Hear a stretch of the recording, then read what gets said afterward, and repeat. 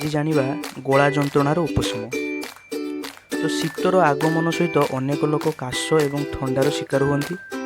ଆହୁରି ମଧ୍ୟ ଏହି ଋତୁରେ କିଛି ଲୋକ ଗଳାରେ ଯନ୍ତ୍ରଣା ଅନୁଭବ କରନ୍ତି।